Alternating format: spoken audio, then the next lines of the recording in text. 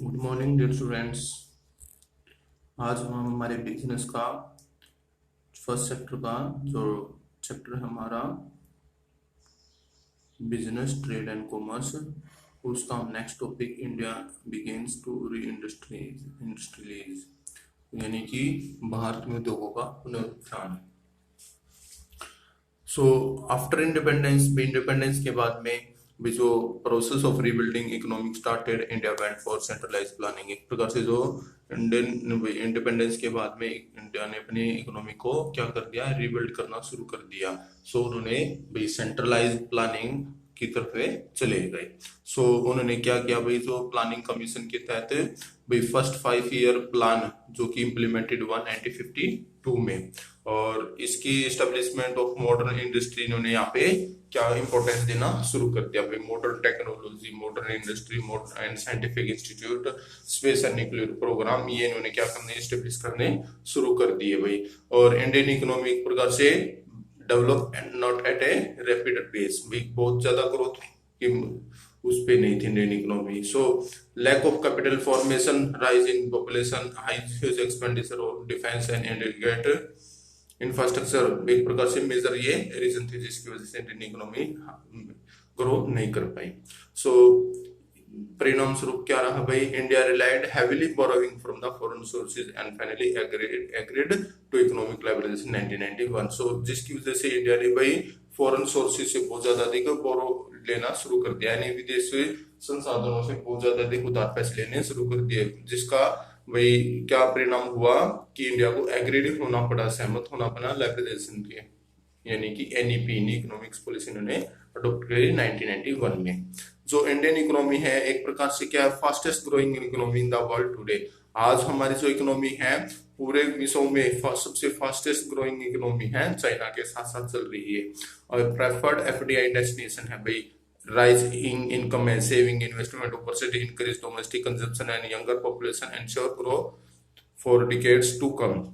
एक प्रकार से यहाँ पे भाई इस इकोनॉमी में सब कुछ है हमारे यहाँ पे, इनकम राइजिंग है, इंक्रीज डोमेस्टिक कंजप्शन है, यंग पॉपुलेशन है, जो कि भाई दशकों के माध्यम से ग्रो करने लग रहे हैं, डिकेड्स के उसमें आने लग रहे हैं लगातार। और जो हाई ग्रोथ सेक्टर हैं have been identified which are likely to grow at a rapid pace world over and recent initiative government of India भी, इंडिया ने भी ग्रो करने के लिए पेस ऑफ ग्रोथ वर्ल्ड में क्या कर दिया, बहुत सारे भाई एक प्रकार से जो प्लान है वो उन्होंने अडॉप्ट किए हुए हैं, जैसे कि make in India, skill India, digital India, roll out of the foreign trade policy FTP 2015 to 20। इस प्रकार की क्या है, इकोनॉमी को एक प्रकार से हेल्प करते हैं ये भाई, और इन्होंने गवर्नमेंट ने एक प्रकार से इनिशिएटिव किया हुआ है इन सभी प्लान्स को, जो कि इंडिया के एक्सपोर्ट और इंपोर्ट और ट्रेड बैलेंस को क्या करते हैं, हेल्प करते हैं इकोनॉमी के अंदर। So India entrepreneurs began to set up their modern textile mills after 1850 and gradually began to recapture the domestic market। एक प्रकार से क्या है, इंडिया ने अपने 1850 में अपनी क्या है भाई textile, modern textile mills establish कर दी और जो रिकैप्चर कर दिया डोमेस्टिक मार्केट में। 1986 में क्या भाई 8% supplied total cloth consume in India के होता था, और जबकि 1913 में 20% होने लगा, 62% 1936 में होने लगा और 76% इन 1945 में होने लगा। During the 1913 and 38, India manufacturing output grew 5.6% during the per year। यानी एक प्रकार से क्या है, जो हमारा यहाँ पे 1913 से 38 तक 5.6% मैन्युफैक्चरिंग होने लग गया था क्लोथ्स।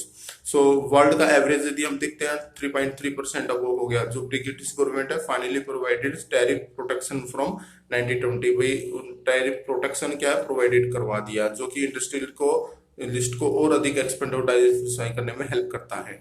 सो इंडिपेंडेंस के टाइम पे 1947 में जो एंटरप्रेन्योरशिप है वो स्ट्रॉन्ग हो गई पोजीशन में, जो डिपार्टिंग थे बिजनेस ब्रिटिश के माध्यम से भाई, जो ऐसे जो ब्रिटिश गवर्नमेंट है 1947 में इंडिपेंडेंस के समय वो यहाँ से गए, तो हमारे इंडियन एंटरप्रेन्योरशिप क्या हो गए, बहुत ज्यादा स्ट्रॉन्ग हो गए। और जो इंडस्ट्रियल शेयर था इंडिया जीडीपी का वो डबल हो गया 3.8%, 1913 में था, अब वो 1947 में 7.5% हो गया। और जो मैन्युफैक्चरिंग एक्सपोर्ट रोज हमारा बढ़ करके 22.4% से 30% फॉर द ईयर 1913 एंड 1947 में रिस्पेक्टिवली हो गया, यानी ये भी हमारा लगभग एक्सपोर्ट मैन्युफैक्चरिंग का भी जो ज्यादा बढ़ गया था। ये सोर्सेज कहाँ से लिया गया है? P R Tomlinson, the economy of the modern India 1870 to 1970, the new a Cambridge history of India, volume 3.3, Cambridge University Press 1996 से आपका एडॉप्शन किया गया है। अब हम बात करते हैं सेक्शन 2 जो है हमारा, इसी में बिजनेस ट्रेड एंड कॉमर्स हमारे फर्स्ट चैप्टर में nature and concept of business. भाई nature and concept of business को हम थोड़ा सा एक बार जरूर स्टडी करेंगे, क्योंकि बिजनेस के रिगार्डिंग ये चीजें हमारी चली हुई हैं। सो जो बिजनेस है, जो वर्ड है बिजी शब्द से लिया गया है। बिजनेस का मीन्स क्या होता है? एक प्रकार से बिजी होता है, यानी अपने आप को व्यस्त रखना होता है। सो एक स्पेसिफाइक सेंस में हम देखते हैं बिजनेस रेफर करेगा उस ऑक्यूपेशन को जिसमें पीपल रेगुलरली एंगेज रहते हैं किसी न किसी एक्टिविटीज में, चाहे वो रिलेटेड हो परचेज से, प्रोडक्शन से, या भाई एक प्रकार से sale of good and services से, क्या कर देखने के लिए, with a view to earning profits के रिगार्डिंग। सो द एक्टिविटी में कंसिस्ट ऑफ प्रोडक्शन और purchase of good for sale और एक्सचेंज ऑफ गुड्स और supply of service to satisfy the needs of the other people. एक प्रकार से क्या है, जो भी हम एक्टिविटीज करते हैं, production, purchasing of sale goods या exchange of good and supply services, वो सेटिस्फाई करते हैं अदर पीपल की नीड्स को। सो भाई ये सभी प्रकार का जो भी है, और जो कुछ भी एक्टिविटीज भाई society, in every society people undertake various activities to satisfy their needs. These activities may broadly classified into groups। एक प्रकार से भाई बिजनेस में जो कुछ भी एक्टिविटीज पीपल के द्वारा सोसाइटी के अंदर की जाती हैं, वो एक दूसरे की नीड्स को सेटिस्फाई करने के लिए की जाती हैं। और इन एक्टिविटीज को हम दो भागों में बांट सकते हैं, इकोनॉमिक एक्टिविटीज और non economic activities. Economic activities वो एक्टिविटीज होती हैं जिनका भाई main aim earn our livelihood, whereas भाई जहां पे मेन एक्टिविटीज करना क्या होता है भाई, to earn more and more profit. And where as non economic activities कौन सी हैं? Perform out of love, sympathy, sentiment, patriotism etcetera. जिनका मेन एम क्या होता है? प्रॉफिट अर्न करना नहीं होता है, बल्कि क्या है, सर्विस प्रोवाइड करना होता है सोसाइटी के डिफरेंट सेक्शन को। So, example, a worker working in a factory, a doctor operating in a clinic, a manager working in an office, and a teacher teaching in a school। भाई प्रकार से ये सब क्या है? लिवलीहुड एक्टिविटी है, और अर्न करने के लिए करते हैं, लिवलीहुड के लिए अर्न करने के लिए एक्टिविटीज की जाती हैं, क्योंकि ये एक प्रकार से क्या है भाई, प्रॉफिट अर्न करने के लिए एक्टिविटीज की जाती हैं। सो ये सब कौन सी हैं? इकोनॉमिक एक्टिविटीज हैं। और दूसरी साइड में यदि हम देखते हैं non economic activities, housewife cooking food for the family, boy helping an old man cross the road and performing non activities है। भाई जो इतने भी आपके क्या है, लो सिंपैथी की एक्टिविटीज हैं, ये नॉन इकोनॉमिक एक्टिविटीज हैं। अब आगे भी इकोनॉमिक एक्टिविटी को भी हम तीन भागों में डिवाइड कर सकते हैं, बिजनेस, प्रोफेशन एंड एम्प्लॉयमेंट। भी जो भी हमारी इकोनॉमिक एक्टिविटीज है उसको भी थ्री कैटेगरी में आगे डिवाइड किया जा सकता है, भाई जिनके नाम है business, profession and employment.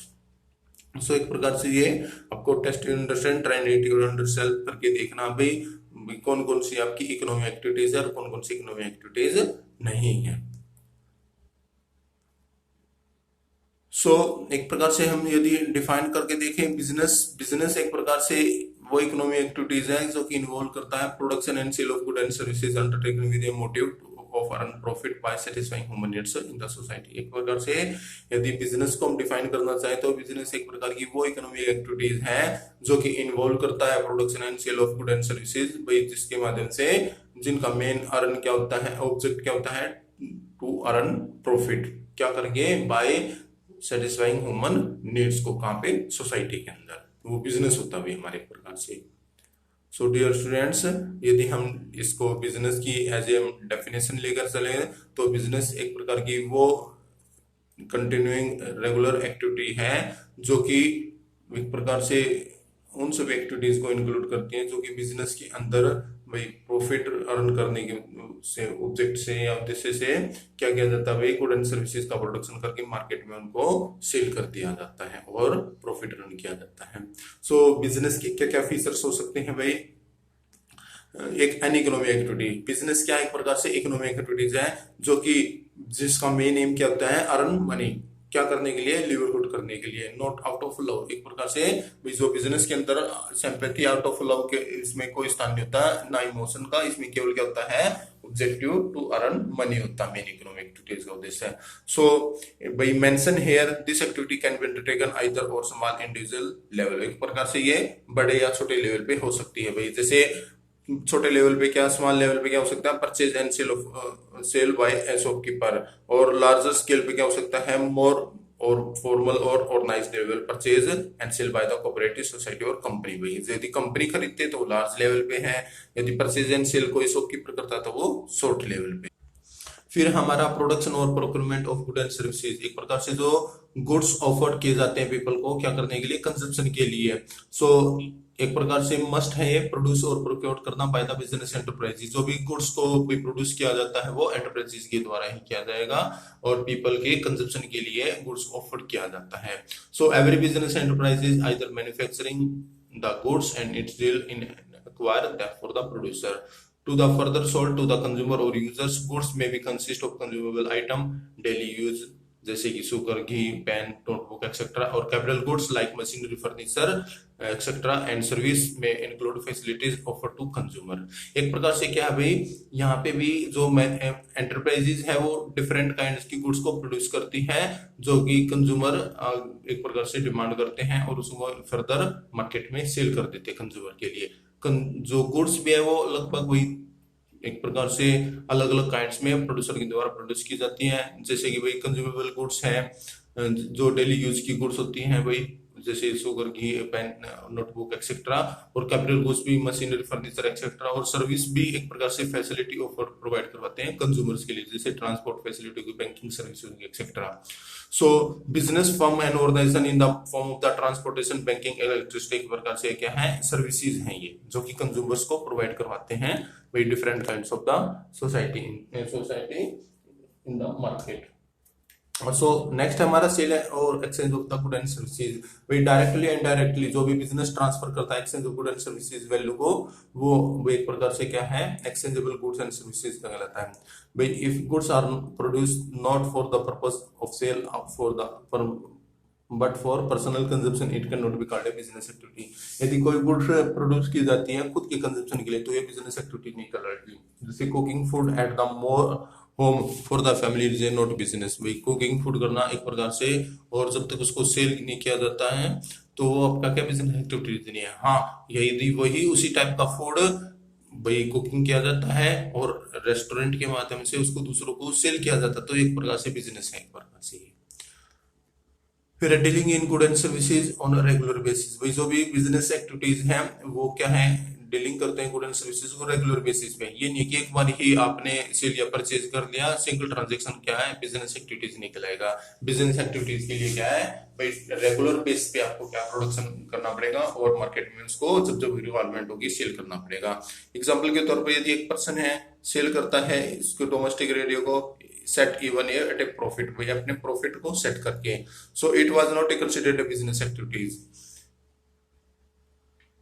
but if he she sell radio sets regularly either through a shop or from his her residence, it will be regarded as a business activity। यदि लगातार वो भाई यदि एक सिंगल पीस करता है cell market में और थोड़ा सा प्रॉफिट अर्न कर लेता तो बिजनेस एक्टिविटीज नहीं है। बिजनेस एक्टिविटीज कब कहलाएगी, वो शॉप पे या अपने खुद के रेजिडेंस पे ही रेडियो को लगातार अपनी शॉप पे रख के सेल करता है तो आपका क्या कहलाएगा, वो बिजनेस एक्टिविटीज कहलाएगी। प्रॉफिट अर्निंग एक प्रकार से बिजनेस एक्टिविटीज में एक और मेन बिजनेस जो करेक्टरिस्टिक्स में एक और मेन है हमारा प्रॉफिट अर्न करना। भाई जितनी भी फर्में मार्केट के अंदर एस्टेब्लिश होती हैं उनका मेन एम क्या होता है, प्रॉफिट अर्न करना। और no business can survive for long without profit. भाई कोई भी बिजनेस है विदाउट प्रॉफिट के लंबे समय तक नहीं जी सकता है। Businessman make all possible efforts to maximise profits by increasing the value of and reducing cost. एक प्रकार से क्या है, वॉल्यूम ऑफ सेल और रिड्यूसिंग कॉस्ट को वही लगातार रिड्यूस कॉस्ट करना और अपने सेल्स को लगातार बढ़ाना, यही हर एक एंटरप्राइजेस का मेन एम होता है। सो अनसर्टेनिटी ऑफ रिटर्न्स, एक प्रकार से जितने भी हमारे बिजनेस एंटरप्राइजेज हैं, जितने भी उसमें भाई हमारी कैपिटल इन्वेस्ट की जाती है वही अनसर्टेनिटी रहती है, क्या वो हमारे पास वापस आएगा या नहीं आएगा। Every business invest money capital to run its activities with objective for earning profit but certain not what amount of profit will be earn, भाई कितना हमारा पैसा वापस आएगा। फिर है एलिमेंट ऑफ रिस्क, जहां पे अनसर्टेनिटी होगी वो तो रिस्क अपने आप ही जनरेटेड हो जाएगा, क्योंकि यहाँ पे पॉसिबिलिटी बनी रहती है प्रॉफिट एंड लॉस की, क्योंकि जहां पे प्रॉफिट होगा तो वहां पे लॉस की भी संभावना से इनकार नहीं किया जा सकता है। तो रिस्क तो एक प्रकार से हर टाइप की बिजनेस एक्टिविटीज में बना ही रहता है। सो ये तो थे हमारे फीचर्स। अब comparison of business profession and employment. भाई जहां पे हमने पहले मेंशन किया था भाई, जैसे कि हमारा जो बिजनेस है, प्रोफेशन और एम्प्लॉयमेंट है, आगे जाके भाई हम इसको क्या करेंगे, अब कंपैरिजन भी करेंगे, क्योंकि ये तीनों ही बिजनेस इकोनॉमी एक्टिविटीज के 3 मेजर कैटेगरी हैं, उसमें हम देखेंगे और नीचे टेबल के द्वारा इन तीनों को क्या किया गया है, डिफाइन किया गया है। तो अब हम एक बार क्या देखते हैं, क्लासिफिकेशन ऑफ बिजनेस एक्टिविटीज, भाई किस किस भागों में इसको बांटा जा सकता है। जो क्लासिफाइड इनटू ब्रॉड कैटेगरीज थी हमारी, industry and commerce. Industry concern करता है प्रोडक्शन और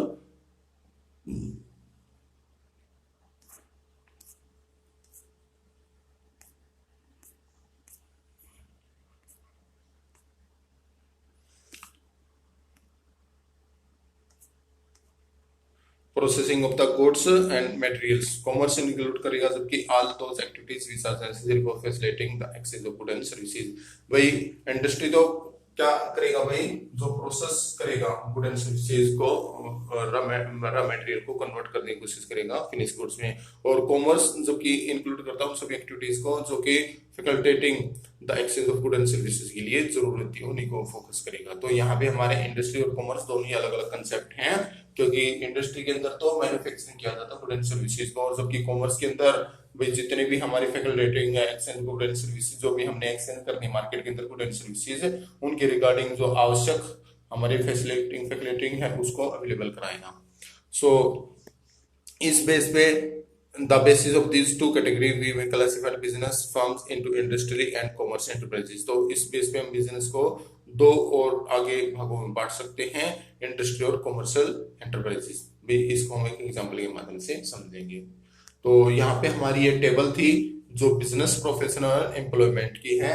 तो मोड ऑफ एस्टेब्लिशमेंट क्या है, enterprises entrepreneurs decision and other legal formalities is necessary. भाई यहाँ पे एंटरप्रेन्योर्स डिसीजन लेते हैं और जितनी भी फॉर्मल एक्टिविटीज उनको कंप्लीट करते हैं। Membership of a professional body and certified two of practice. भाई मेंबरशिप क्या करते हैं, प्रोफेशनल बॉडी से मेंबरशिप लेते हैं और सर्टिफिकेट लेते हैं क्या करने के लिए, प्रैक्टिस करने के लिए। जैसे डॉक्टर है, ये प्रैक्टिस करने के लिए अपनी डिग्री लेगा और प्रोफेशनल बॉडी का क्या बनेगा, मेंबर बनेगा। लॉयर है, सीए है, ऐसे कुछ एग्जांपल जो प्रोफेशन होते हैं। और एम्प्लॉयमेंट में क्या होता है भाई, यहाँ पे एम्प्लॉयमेंट के लिए मैं बताना चाहूँ तो एम्प्लॉय एक प्रकार से कॉन्ट्रैक्ट होता है। एम्प्लॉयमेंट एक प्रकार का कॉन्ट्रैक्ट होता है जो कि एम्प्लॉय और एम्प्लॉयर के बीच में होता है, जिसमें एम्प्लॉय वर्क करता है और बदले में क्या भाई एक्शन मिलता है, अपना सैलरी या इनकम जो भी है। सो एम्प्लॉयमेंट में क्या होता है, appointment letter and service agreement होता है। इसमें भाई अपॉइंटमेंट लेटर मिलेगा एम्प्लॉयर की तरफ से, एम्प्लॉय को मिलता है यहाँ पे, और सर्विस एग्रीमेंट होगा। नेचर ऑफ वर्क, इसमें क्या, provision of goods and services to public. यहाँ पे क्या है, गुड एंड सर्विसेज को पब्लिक को प्रोवाइड करवाया जाता है। और जबकि प्रोफेशन में एक प्रकार से पर्सनलाइज्ड जो एक्सपर्ट सर्विसेज होती है वो प्रोवाइड करवाई जाती है। और जबकि एम्प्लॉयमेंट में performing work as a service contract और रूल ऑफ सर्विस डन किया जाता है। Qualification, no minimum qualification is necessary. कोई किसी प्रकार की मिनिमम क्वालिफिकेशन की जरूरत नहीं है। यहाँ पे क्वालिफिकेशन प्रोफेशन में हाई जरूरत रहती है। और qualification and training prescribed by the employer. यहाँ पे जो क्वालिफिकेशन और ट्रेनिंग है एम्प्लॉयर के द्वारा प्रिस्क्राइब की जाती है। रिटर्न और रिवार्ड्स और रिटर्न, यहाँ पे प्रॉफिट रन होता है, यहाँ पे प्रोफेशनल फीस ली जाती है, यहाँ पे सैलरी और वेजेस ली जाती है। कैपिटल इन्वेस्टमेंट, बिजनेस के अंदर कैपिटल इन्वेस्टमेंट भाई size and nature of business के ऊपर डिपेंड करना कितनी कैपिटल इन्वेस्ट करनी है। और जबकि यहाँ पे लिमिटेड कैपिटल की रिक्वायरमेंट रहती है तो अपना खुद का प्रोफेशन एस्टेब्लिशमेंट करने के लिए, जबकि एम्प्लॉयमेंट में किसी कैपिटल की जरूरत नहीं रहती है। फिर है रिस्क, एक प्रकार से प्रॉफिट अनसर्टेन रहता है और इरेगुलर बेस पे ये डन किया जाता है। सो रिस्क इसमें बहुत ज्यादा मात्रा में होता है। फीस जनरली रेगुलर होती है, सो इसमें कुछ थोड़ा बहुत रिस्क होता है। और जबकि फिक्स्ड एंड रेगुलर पे नो और लिटिल रिस्क, जबकि एम्प्लॉयमेंट में किसी प्रकार की रिस्क की स्थान नहीं है। ट्रांसफर ऑफ इंटरेस्ट, इसमें ट्रांसफर पॉसिबल है, किसी कुछ फॉर्मेलिटीज करके ट्रांसफर किया जा सकता है अपना भाई इंटरेस्ट, जबकि इसमें भी पॉसिबल नहीं है और जबकि एम्प्लॉयमेंट भी पॉसिबल नहीं है। Code of conduct, no code of conduct is prescribed, इसमें बिजनेस में किसी प्रकार का कोड ऑफ कंडक्ट प्रेस्क्राइब्ड नहीं है। जबकि प्रोफेशनल में कोड ऑफ कंडक्ट फॉलो किया जाता है और जबकि एम्प्लॉयमेंट में norms of behaviour laid down the employer are followed, इसमें भाई जो भी एम्प्लॉयर के द्वारा दिखाया गया होता है जो नॉर्म्स है उसी को फॉलो किया जाता है। एग्जांपल सोफिया फैक्ट्री होते हैं बिजनेस में, इसमें legal medical profession, chartered accountant होते हैं, अकाउंटेंसी होते हैं, इसमें job in banks, insurance company, government departments, इसमें इम्प्लॉयमेंट होता है। सो यदि हम आगे बात करते हैं इंडस्ट्री की, इंडस्ट्री एक प्रकार का क्या है, वो इकोनॉमिक एक्टिविटीज है जो कि कन्वर्ट करता है रिसोर्सेज को यूजफुल गुड्स के अंदर, एक प्रकार से जो रिलेटेड है रॉ मटेरियल को ये कन्वर्ट करता है फिनिश गुड्स के अंदर। Generally, the terms industry is used for the activities in the mechanical, appliance, and technical skill are involved. These activities relating to producing good, processing good, as well as breeding and raising the of animals. एक प्रकार से industry में हर प्रकार की जो production से regarding activities की जाती है, वो जेनेटिक भी हो सकती है और वो एक प्रकार से सेकेंडरी इंडस्ट्री टाइप में भी हो सकती है। So electronic industry include all the firms producing electronic goods, बहुत सारे हमारे यहाँ पे क्या है भाई इंडस्ट्री के टाइप भी हो जाते हैं जो अलग अलग kinds of good and services में क्या करते हैं, प्रोडक्शन करते हैं। सो हम यहाँ पे मेजरली इंडस्ट्री को 3 भागों में बांट सकते हैं, primary, secondary and tertiary industry. भाई यहाँ पे इंडस्ट्री के 3 टाइप बताए गए हैं, प्राइमरी इंडस्ट्री, सेकेंडरी इंडस्ट्री और tertiary industry. So primary industry कौन सी इंडस्ट्री होती है, ये वो इंडस्ट्री या इसमें वो एक्टिविटीज इंक्लूड की जाती है जो कि concern extraction and production of natural resources and reproduction and development of living organism, plants, and these are divided as flow. एक प्रकार से क्या है, एक प्राइमरी इंडस्ट्री में जो एक्सट्रैक्शन की प्रोडक्शन किया जाता है नेचुरल रिसोर्सेज के माध्यम से, यानी एक प्रकार से इसको भाई जो जमीन के नीचे से भाई गुड्स को एक प्रकार से क्या है एक्सट्रैक्शन करके निकाला जाता है और प्रोडक्शन किया जाता है और उनका रिप्रोडक्शन और डेवलपमेंट करके भाई कहां से, लिविंग ऑर्गेनिज्म और प्लांट्स के माध्यम से। तो इसको भी आगे मेजरली जो डिवाइड करते हैं आपका मेजरली 2 भागों में इसको हम डिवाइड कर सकते हैं। प्राइमरी इंडस्ट्री को भी एक्सट्रैक्टिव इंडस्ट्री है और दूसरा है जेनेटिक इंडस्ट्री है, 2 भागों में इसको हम डिवाइड कर सकते हैं। तो एक्सट्रैक्टिव इंडस्ट्री कौन सी इंडस्ट्री होती है, जो कि एक्सट्रैक्ट और drop products from the natural resources, जो कि एक प्रकार से नेचुरल रिसोर्सेज के माध्यम से प्राप्त किए जाते हैं। Extractive industry supply some basic raw material that are mostly product of geographical और नेचुरल एनवायरनमेंट, जो कि हमें भाई ऐसे प्रोडक्ट मोस्टली हैं सप्लाई करते हैं इंडस्ट्री को जो कि जियोग्राफिकल नेचुरल एनवायरनमेंट से हम प्राप्त कर रहे हैं। प्रोडक्ट ऑफ द कौन कौन से इंडस्ट्री ट्रांसफर करते हैं ज्यादातर प्रोडक्ट्स को जो कि मैन्युफैक्चरिंग इंडस्ट्री के लिए यूजफुल होते हैं। Important extractive industry include farming, mining, livering, hunting and fishing operating से जो हमें नेचुरल रिसोर्स से प्राप्त होते हैं। और जेनेटिक इंडस्ट्री कौन सी इंडस्ट्री होती है भाई, जहां पे industry are engaged in breeding plants and animals for their use in the further reproduction, जो दोबारा से प्लांट्स और एनिमल्स का यूज करके फर्दर रिप्रोडक्शन करते हैं। Seeds and nursery companies are typical example of the genetic industry. Seeds और जो नर्सरी होते हैं वो इसके टिपिकल एग्जांपल है जेनेटिक इंडस्ट्री के। In addition activities of cattle breeding farms, poultry farms and fisheries hatchery comes under the genetic industry. जो भी हमारे कैटल ब्रीडिंग फार्म्स है, पोल्ट्री फार्म्स है और फिश हैचरी किस में आते हैं, जेनेटिक इंडस्ट्री में इंक्लूड किए जाते हैं। इसके बाद है सेकेंडरी इंडस्ट्री। सेकेंडरी इंडस्ट्री में वही जो भी मटेरियल को यूज करके ऑलरेडी जो भी प्राइमरी इंडस्ट्री से जो हमें मिल चुका है उसको रॉ मटेरियल फॉर्म में उसको हम क्या करते हैं भाई, प्रोसेस करके और produce goods for final consumption for the further processing by the other industrial units. एक प्रकार से क्या है, सेकेंडरी इंडस्ट्री में जो प्राइमरी गुड्स, जो प्राइमरी इंडस्ट्री से हमें जो रॉ मटेरियल फॉर्म में जो गुड्स मिल चुके हैं उनको फर्दर प्रोडक्शन करके क्या भाई हम फिनिश गुड्स में, फाइनल गुड्स में क्या कर देते हैं, तैयार कर देते हैं और कंज्यूमर के लिए वो तैयार करते हैं फिनिश गुड्स की फॉर्म में। For example mining of iron और इज ए प्राइमरी इंडस्ट्री है, जो भी माइनिंग के द्वारा हम आयरन को भी एक प्रकार से निकालते हैं तो प्राइमरी इंडस्ट्री का। But manufacturing of steel by way of further processing of iron से इज ए सेकेंडरी इंडस्ट्री। लेकिन उसी आयरन को यदि हम एक प्रकार से फर्दर प्रोसेस में ले आते हैं तो हमारा सेकेंडरी इंडस्ट्री में हो जाएगा। इसको भी आगे भाई डिवाइड किया जा सकता है, सेकेंडरी इंडस्ट्री को भी लगभग भाई 4 भागों में तो तय होता है डिवाइड। मैन्युफैक्चरिंग इंडस्ट्री हो गया, फिर हमारा भाई क्या कहते हैं कंस्ट्रक्शन इंडस्ट्री हो गया, टर्शियरी इंडस्ट्री हो गया,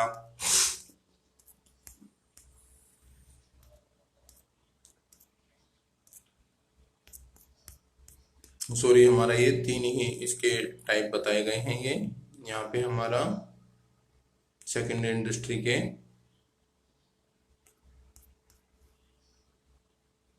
2 ही हैं।